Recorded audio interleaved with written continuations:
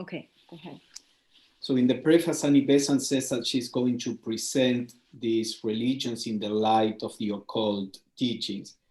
And that is great for us, but at the same time, a problem that we often have in the TS is that we tend not to know what the different religions and philosophies really say.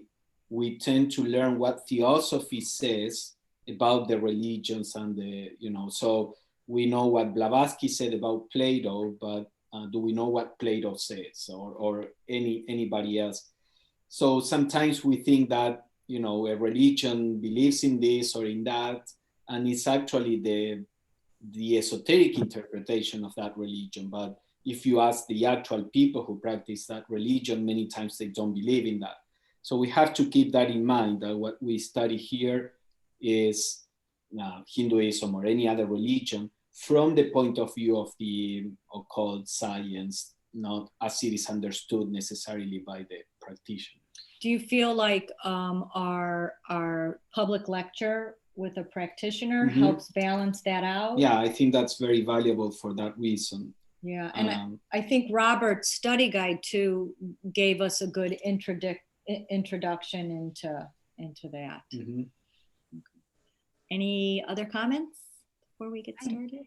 I have just one, and that is that almost toward the end in the foreword, she says, it's actually on page little 10, is that in things essential, there should be unity among us in terms of our understanding. But in things that are non-essential, there should be liberty, which means no one is going to be faulted or challenged unduly because his or her interpretation is different from some things than our own. So Annie Besant was really fierce about that, about freedom of belief or understanding in the TS too. And it didn't matter to her whether people came in and had different ideas at all. They were not going to be sent out of the TS because of what they believed.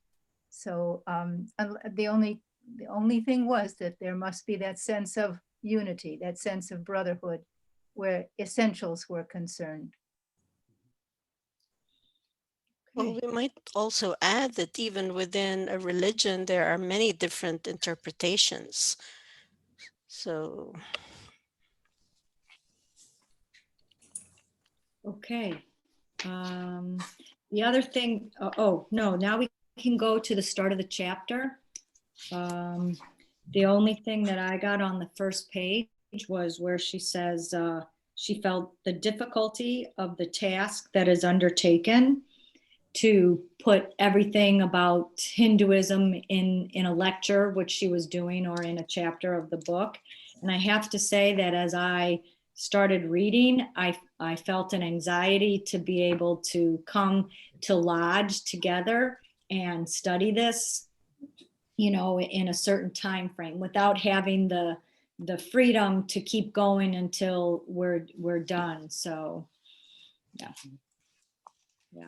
Obviously, you can't summarize a whole religion in a lecture or a chapter, but at least whatever we learn, I think, is valuable itself. Right. Okay, Kartha? Well, did you want me to read the paragraph that I wanted to comment on? I had an experience, I guess you could say, today. I was reading this paragraph, trying to go over it for the class tonight or the meeting tonight. And it I felt so bad because I realized what she said was true when she says a religion can only be understood by sympathy. How can we get sympathy into people? And I didn't dream that I would get an answer, but I guess it's how you're looking at it. But just tonight before the meeting, I was looking at this book, Gifts of the Lotus, and it's by, it's a compilation by Virginia Hansen. And I just turned to this one, It's I don't know if you've ever seen this book before, in the sense that you know that each page or each date of our year has a saying, or it's called a meditation. So I went to November the 23rd, and it said, I shall light a candle of understanding in thine heart, which shall not be put out. And I think that I am going to interpret now what that means, but it means that we have to ask for the sympathy. And in some cases, I would assume, because you read the news, some people might even have to ask themselves for permission to have the sympathy in their heart. But I think you could ask whomever you go to, whether it be your guardian angel, a master of the ancient way, it could be a guru, it could be, it could be some trusted minister or priest, but you could ask somehow for help to become more sympathetic, to put it in our hearts, because I don't think the way the world is now, with so much interface, that we have all kinds of interface now with religions everywhere, more than probably Annie Besant did. Do you think? Maybe not her, but at least we have the usual person has so much more interface, and so we have to develop this sympathy. So I was just real pleased to think that the answer was that we have to ask for it. And then I also think we need to be with people intentionally who have these thoughts that religion is something that's, well, I had a tremendous experience when I came here to Florida. I wanted to learn French, so I had a French person who spoke beautiful French, and she was my teacher. But we had a book, and it was about, it interfaced the culture of France, with the lessons that I was trying to learn. And it just seemed to me that every time that we would see something that was even a little bit religious, it was just like there was a great big ball that dropped on the floor with a great big thud. She never said a word, but I knew what she was thinking. But I think that there are people now that are so opposed to religion too, that they have no sympathy whatsoever. So I've had my say, and I was just real pleased to find the answer. For me, that's the answer, is that we have to ask for it. It cannot be born without us asking. Thank you. Thank you for giving me the floor. Oh, for sure. Everybody has that opportunity. Thank you. So the quote that Cartha read was from page 2, the first paragraph there. Does anybody else have anything from that page? I think the sentence that she was referring to is something that Besant has said that she has tried to do. She said that religion can only be expounded by the speaker placing herself for this time being in the heart of the religion and showing it forth as it would appear to its most devoted and learned adherents. And today I was coming home from the office, and Doug was driving by, and he stopped, and he had just bought the book, and he remarked about how amazing it was that Besant was able to bring out this book, really by placing herself in the heart of each of the great faiths. That's just an amazing ability to speak to people of their own faith, and as they understand it, and yet taking them deeper. I was reading a book about Alcott, and I think he did the same thing. So I am imagining that the founders, Blavatsky, Alcott, Krishnamurti, Leadbeater, Besant, all had that ability to put themselves in the center and lecture to, those of that faith. Yeah, I was thinking of Alcott too, because there were a couple of occasions, like he gave a lecture on Islam, and then the people there were asking him to convert to Islam because he was more Islamic than their priests. And the same with the Zoroastrians. And, he says, when these things would happen, I could appreciate how theosophy can give you a foundation that any religion can recognize. Mm.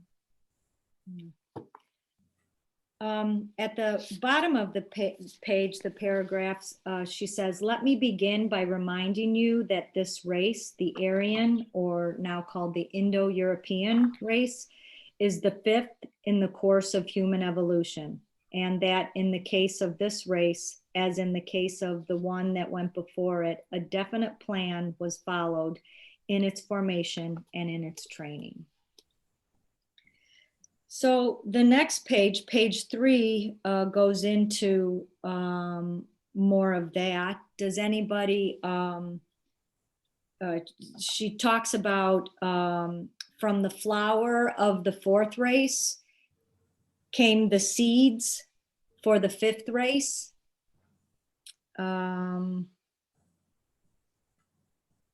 And when the task was over, the race was planted in what we may call its cradle land.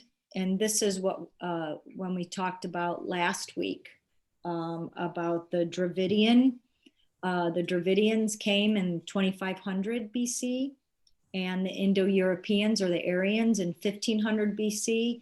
And I believe Robert had said that this is where this is where Hinduism came from this fusion of these two. Hinduism came from there.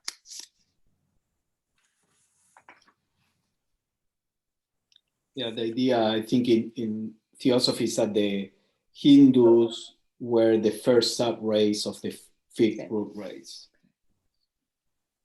Okay, on to page 4. You can go there, or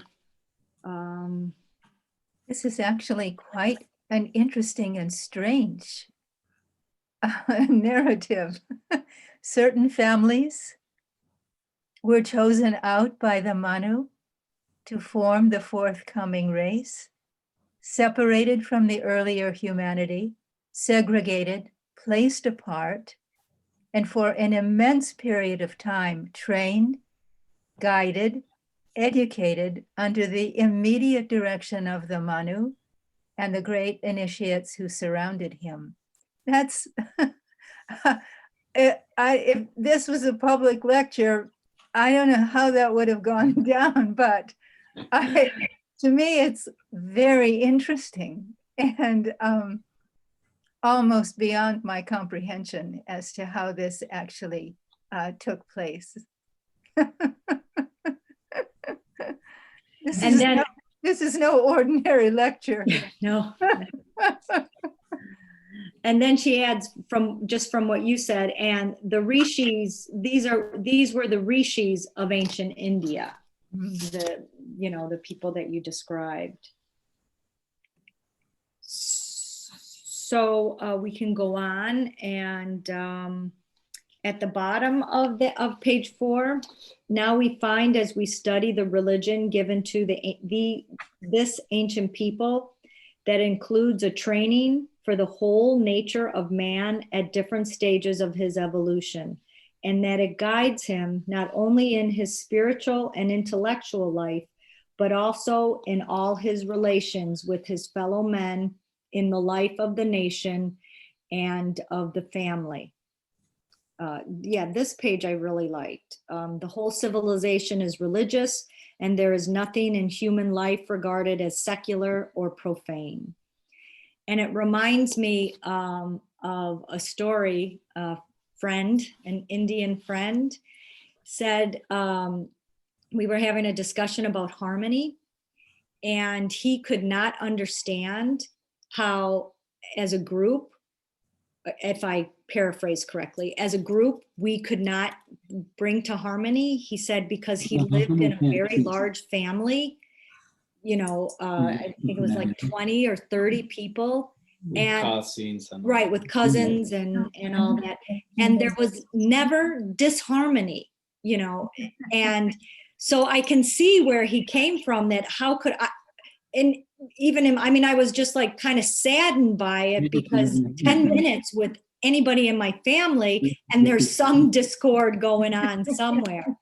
So So that was amazing to me to hear that. And so this really touched me, this part, that, and then also freedom of opinion, but orthodoxy in life have been characteristic of Hinduism throughout its long evolution. Hence the vast range and diversity of philosophies and the stability of its social fabric and its family life. So, any other comments or pullouts from that page? Well, only that things have changed a lot now, where people of different castes are intermarrying. Your partner is no longer chosen for you, so that the orthodoxy has shattered in some sense. I'm sure it's brought more chaos too, more freedom, but more conflict and chaos, I would imagine. Yeah, Annie Besant fought and the TS in general against the caste system because at this point it had degenerated. Right. So at the bottom of the page, she tells us that she's going to break this subject into 3 parts: the spiritual truths given in the Vedas and the Upanishads. And then on the next page, the exoteric cult, detailed and wonderfully minute in its delineation of nature and of man's relation to it. And then the third one, and we can go back, I don't know where it is, but the third one is the practice, the science of yoga, the practice. So those are the 3 things that she's broken this chapter into. So anything on page 6? I'm back to page 6. Oh, or yeah, anything. We talked about the Vedas and the Upanishads and the Puranas and the epics last week.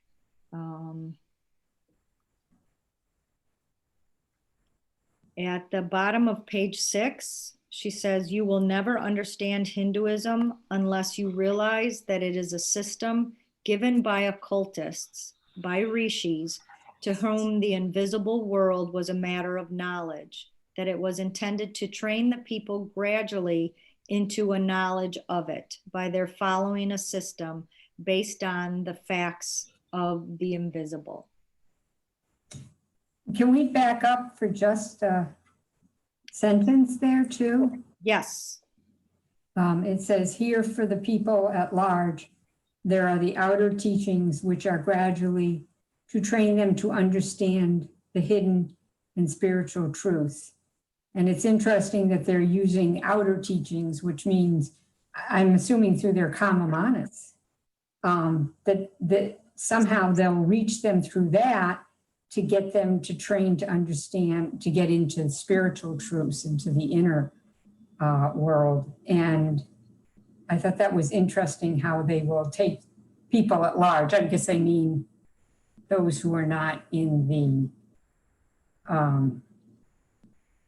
higher groups, or the selected groups. Yeah. Or the masses, the masses. So they want to bring the masses along. They want them to evolve, and this is how it will occur. Or that's what I was reading into it.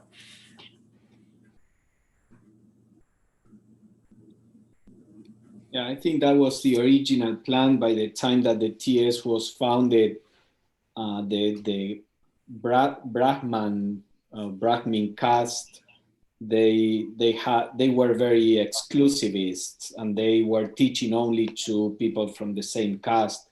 And Blavatsky always complained about that and attacked the selfishness of the Brahmins for that reason. Mm-hmm. But she is saying here that the masses were to be brought along and in something that they took naturally to, which was these great epics.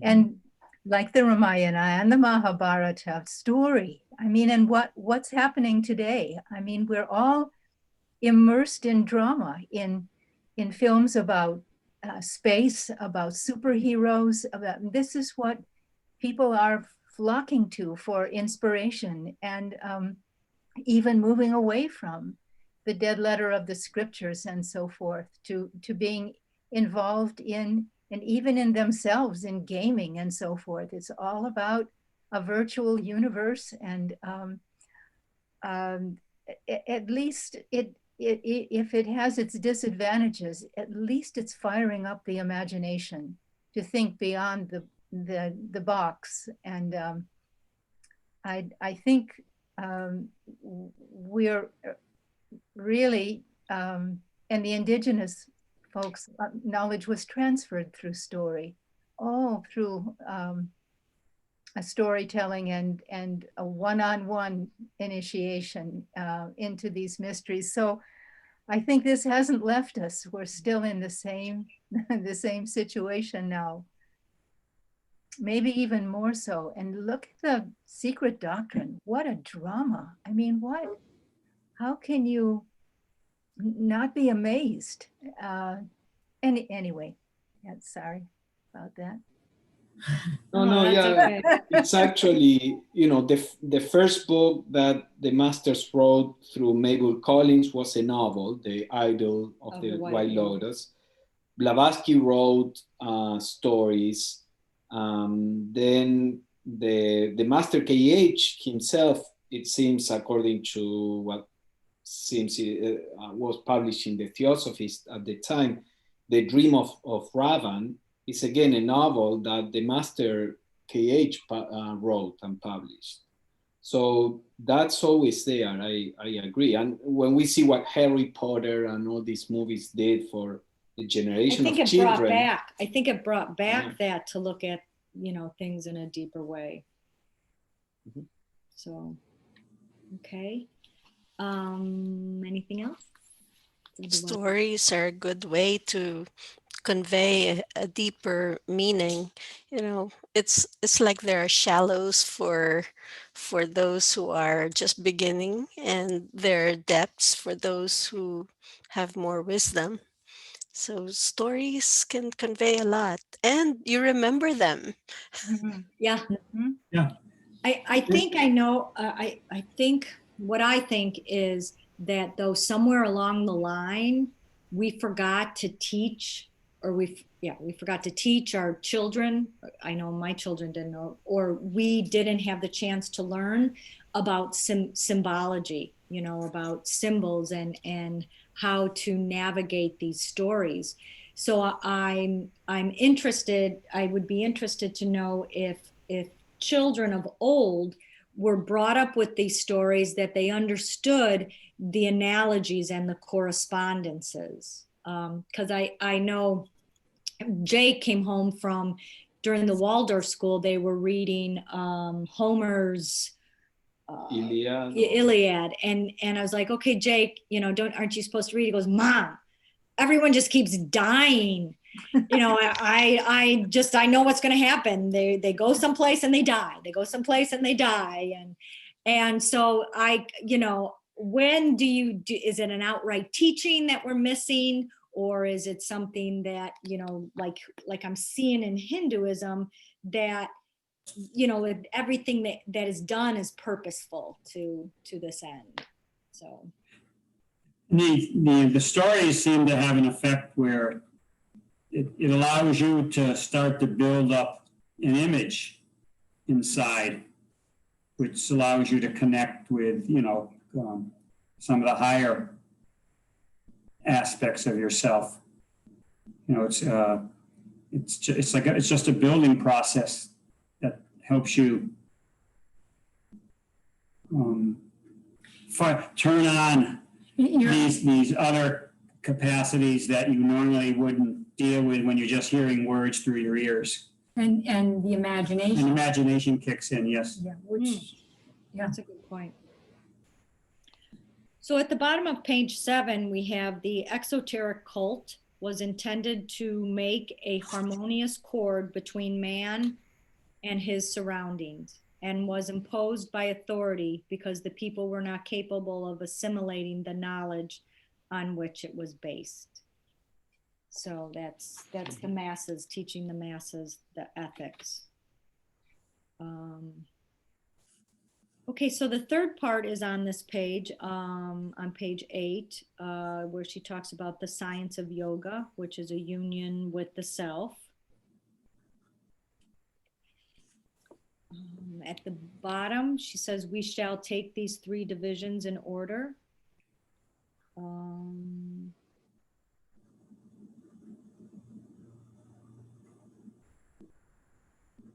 Okay. Does anybody have? This is also where she introduces the science of yoga,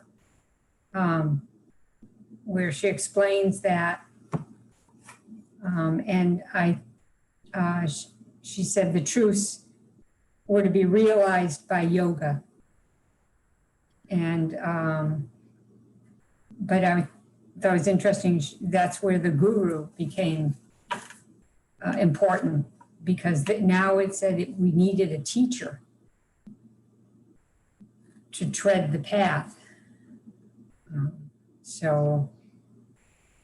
And actually, the guru that he might teach the worthy pupil, which goes back to what we talked about a few pages ago, where they intentionally selected certain individuals who had progressed enough or had the potential. So again, but you had to be yeah, selected. Right. Just, well, here in this case, you're selecting yourself. If you didn't make yourself worthy, the teacher wasn't going to recognize you or recognize what you had done. So it's still a selection process. Okay, on page 9, right after what Dana was saying, she says, let us glance. She starts with the teachings. Let us glance at the beginning of the universe, the commencement of manifestation, when Brahman, the self of the universe, manifests himself in order that the universe may be. We can go ahead and have, if anybody has anything out of the book, or do a general discussion about, from the Hindu point of view, Brahman and its manifestations. Did you have a question, Pablo? No, I found an article by Janine Miller, which she talked about a perspective in Hinduism. Okay, and she says something like the Vedas and the Upanishads are the foundation of Hinduism. And also say that in India, they don't call Hinduism. You know, there's no such a thing like Hinduism. The other important thing is she talked about the German philosopher Kant. I don't know if I pronounce okay. Mm-hmm. And they say Kant arrived at the conclusion that we can know the reality behind the universe, or the thing, or the being of things in themselves, so long as we are restricted to our intellectual faculties. By means of the mind, he admitted the mind's inability to grasp the things in itself, or the ultimate reality, as he could only use his mind. He did not go any further. The Indians, on the other hand, bypass the mind, use their spiritual or visionary perception, experience reality at a level of deeper than the mind. I think that this is a really very nice opinion or understanding. So I was interested to share. Thank you. Thank you. I do want to touch on, she talks about Brahman and the manifestations, but Elena, you had asked about Brahman versus Parabrahman, or I forget, in the very first class we did. So I want to make sure that because from the Hindu point of view, that Parabrahman and Brahman, or Parabrahman is just a higher state of Brahman from what I've been able to find, but it's different in theosophy. Parabrahman is the absolute, and Brahman is the beginning of man, or the logos, the beginning of manifestation. Is that? Oh, Yeah. the reason that I asked that is because in Subbarao's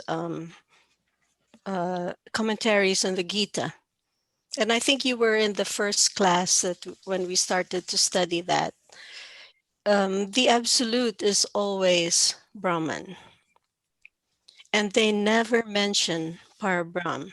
And that's why I was asking, do they even have a concept of Parabrahm? So normally it stops at Brahman, and yet what is his name, Hyman, gave a good answer. He said it is that all-pervading consciousness, which is Parabrahm. But in Hinduism, they just don't seem to talk about that, because everything begins with the first logos, Brahman, and so that's where they begin. Right. I thought, and yeah, thanks, because I thought that was an important point that we should, discuss tonight, because that is a variance. Yeah, if you see in the Upanishads, they very rarely talk about Parabrahman. They say Brahman is all, Brahman this, and as you mentioned, when they talk about Parabrahman, they kind of mean Brahman in its highest manifestation or something. Okay. Which is interesting in a way, because in Secret Doctrine Commentaries, or the Transactions of the Blavatsky Lodge, in the symbolisms for the beginning of when everything starts from Pralaya, it describes first just the darkness, which we would think of as Parabrahm. And the first logos, which is Brahman, is described as a potential white point in that dark background. So what is a potential white point is a dark point, right? So in essence, it seems that Brahman is at that point still the same as Parabrahm. Right, And because only when that first ray emanates from it, then you start to see the beginning of differentiation. Right. And I think that's what, I'm on page 10 now. I think that's what Annie Besant starts talking about, is the different, I don't know if you call it emanations or variations of Brahman.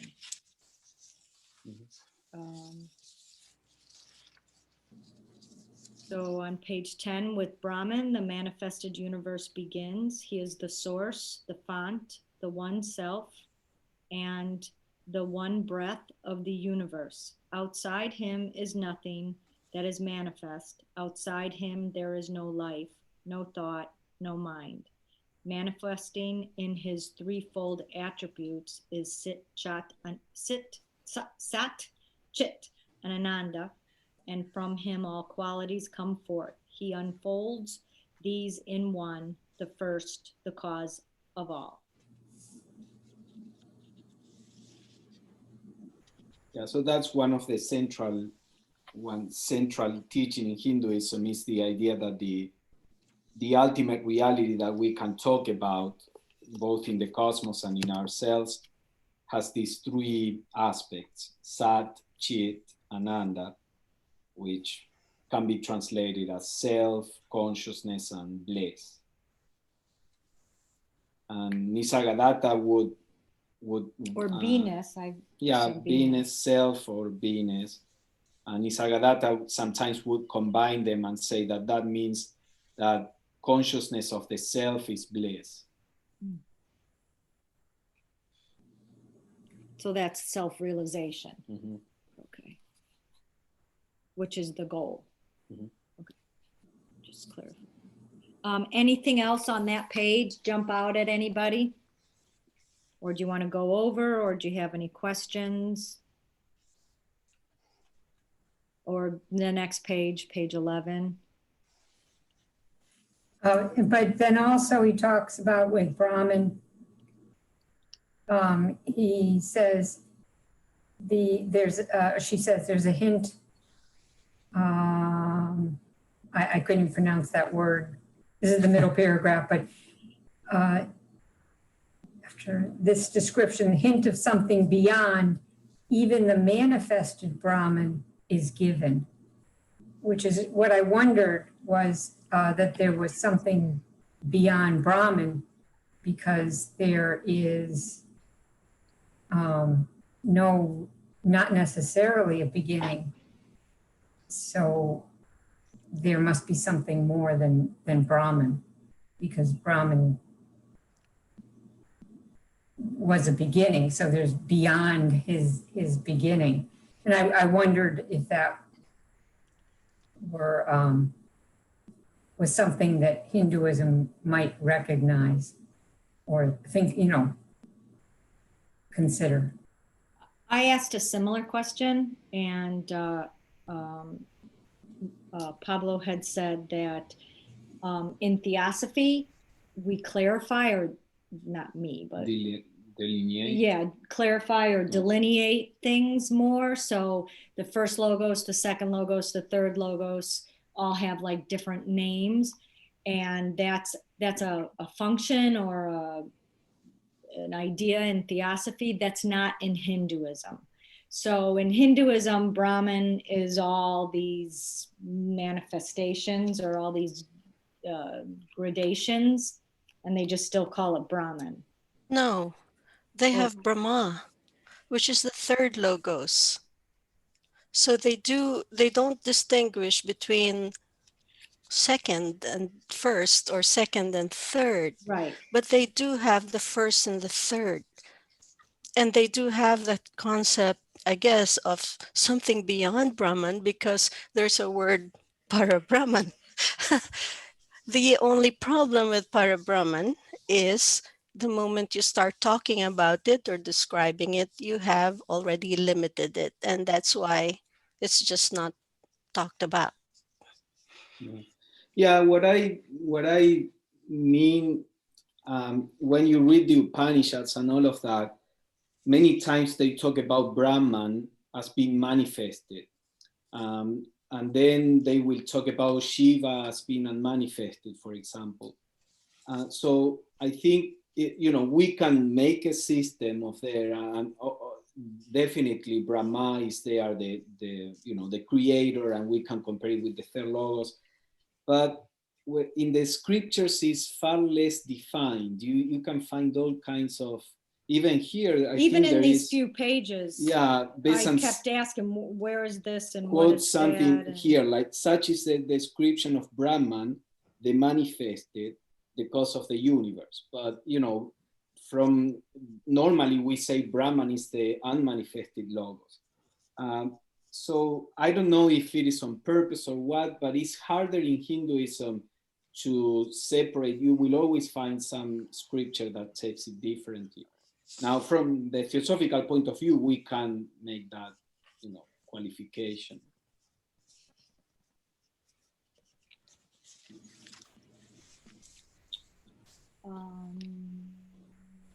Okay, on page 12, should we go? The second paragraph, I have it highlighted, and I think to me, this was a nice explanation of what is what.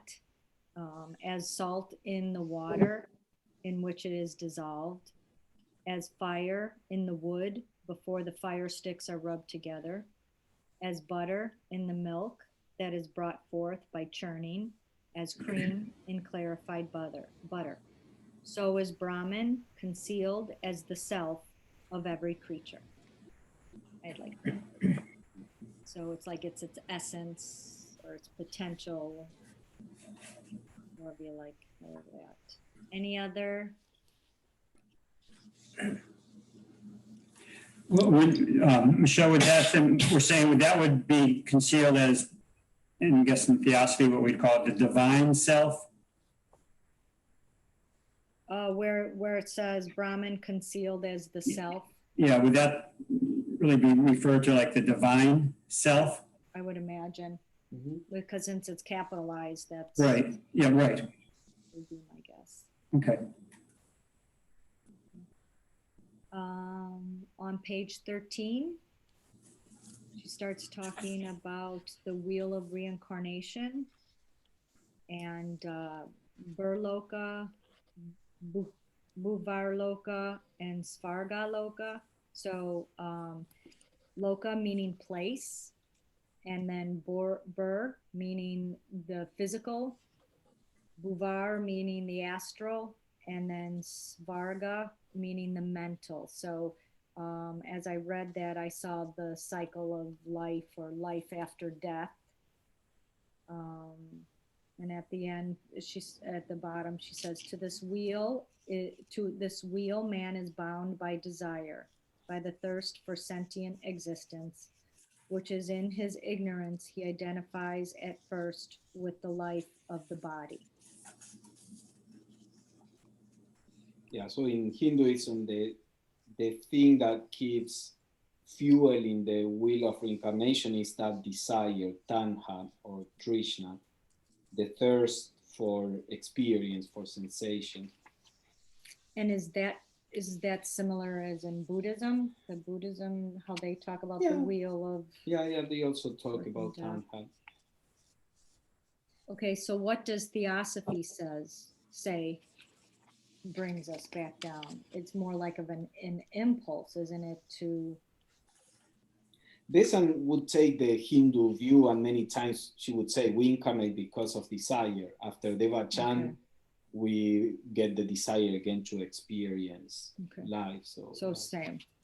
But, she would say the difference, she would say, if you kill desire, you stop reincarnating, but that doesn't mean you finished evolution.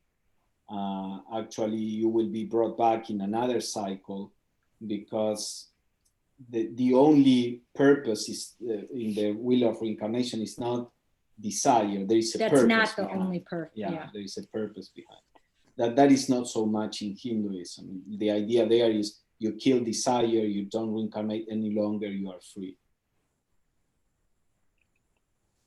But that's, sorry. Go ahead, Pablo. Pablo Maniti. I am very interested to go more on deep. We had to go out of this chapter of this Hinduist lecture, because she gave a lot information which we have to get elsewhere, because we don't have all the answer here or the explanation. I don't know what page is in your book, because I have this old one, which is the 4 great religion. And this one is in the page 15 on this one. And there is this little paragraph which she says, the truths given in the Vedas were to be realized by yoga, but its methods are nowhere fully stated. And to this end was the Guru Institute, that he may teach the worthy pupil to tread this difficult path, sharp as the edge of a razor. So this is very strong statement. How we can advance after this? It's very sharp, difficult path and sharp. It's we had to go with care, patience to absorb all the information she gave with us, because all the word she used, burloka and things like that, are many of them in the instructions. Right. So this is a really lecture which deserve a lot of attention for me. I don't know, what do you think? That was page 8, that he quoted from page 8. Oh, great. That's what I thought. It was what you had brought up, right, Dana? Right. Okay. Okay, Elena? I've kind of forgotten what I was going to say. Okay, so earlier on, she did talk about the law of sacrifice, or what I thought was the law of sacrifice, back on page 9. Occult wisdom teaches that this act of sacrifice is the self-limitation of Brahman.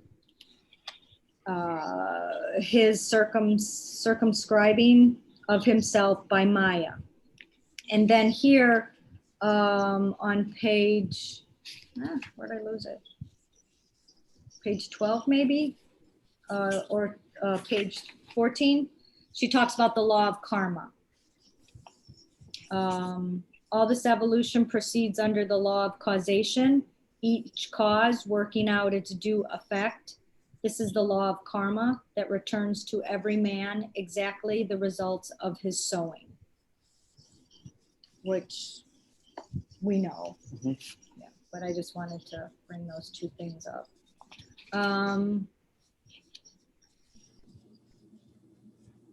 This section goes through page,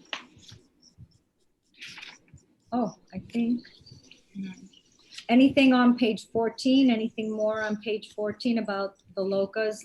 Pablo Miniti, I know you're right. I didn't mean to end what you said there. Sorry, did anybody have a discussion after your comment, Pablo? About the locals? No, just about in general, that this is just the tip of the iceberg, that, yeah, there's so much more there. So, so I'm on page 15 now. And she talks about, in this way, he climbs from stage to stage with ever expanding consciousness, sheath after sheath, developing within him and each one a vehicle of consciousness. As he develops, he expands his consciousness to embrace one world after another, the stages of consciousness corresponding to those 3 worlds being the stages of Jagrat, Svapna, and Sushupti. So to me, it was interesting, to be able to read this superficially, to touch on things that we talked about in self-culture, or to tie into topics that we've seen in Theosophy, or I've seen. So to correlate them, like Bur, the physical plane, would correspond with Jagrat, the waking consciousness. And then Bhubar, the astral plane, with Swapna. And then the Swarga, or Swar, sometimes they call Swar, it, yeah. with Sushupti. And then the following is Turiya. So Sushupti would be like deep sleep. Right, rising to the Turiya state, he attains the self in capital letters. Yeah, because that would be like the Buddhic plane. Right, clad in only Buddhic matter. Yeah. Okay. And then page 16, I think we're running out of time. Page 16, she starts talking about liberation.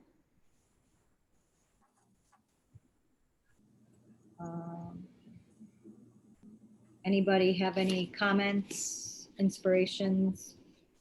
Do you get the impression that it is a little bit individualistic? I mean, there is no there's not much of a teaching of like recognition that of yeah, they talk about oneness, but it's like everyone just strives for their own liberation. There's not much of that teaching of like the bodhisattva ideal of like advancing together in evolution.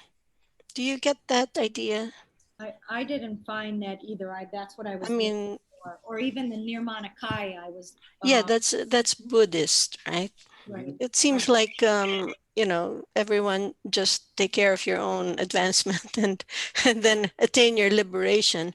And so kindness comes in only in terms of saving yourself, because then you don't want the bad karma.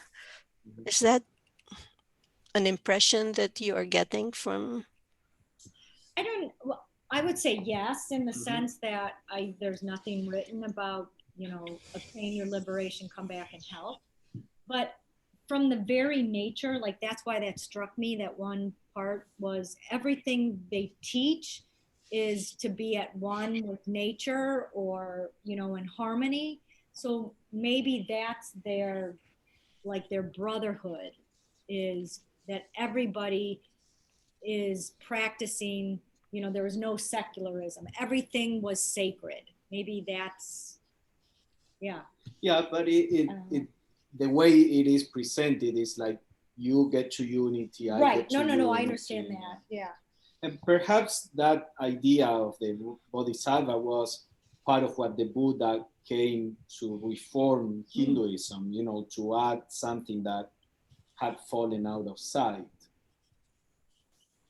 Yeah, I don't know. Does anybody know of any like deeper teachings in the Upanishads or the Vedas that may hint at something like that? I didn't see anything in here. That's what I'm. The only thing is, in the Yoga Sutras of Patanjali, in the yamas and niyamas, our relationship to all other forms of life is emphasized as the foundation of the whole journey of union. And in that sense, an essential harmony, at least with our brothers and sisters, is absolutely essential. Okay, so that's about all the time that we have. This is what I was thinking, and you guys let me know what you think. The second part, the not the cult, yeah, the exoteric, Ritual. yeah, the exoteric rituals and stuff. We could kind of skip over that. We're on page 22, I believe. No, page 19, 18 and 19. We can pick up again there, and finish up on the spiritual truths, and then kind of skip over the exoteric part, and then go on to the third part, which was the yoga. So if everybody's okay with that, I'll figure it out and put the pages. I know the yoga starts on page 38. So that'll be that. And I believe the spiritual truths ends on page 24. So basically we'll skip page 24 through 38, or read over it. And if we want to discuss anything, instead of going kind of page by page, if there's a, okay. Are there any takeaways, last words of inspiration? Go get them for the next week in Hinduism. All I know is Om Tat Sat. Om Mani Padme Hum. No, that's Buddhism. Darn it. That's what I was trying. That's what I tried to do, was distinguish what was Buddhism and what was Hinduism. So, okay. Are we all good? All Thank right. you. Thank Thank you. you. Good night. Good night. Thank you. Good Good night. night. All right. Thank you. Thank you. Mew says thank you. Right.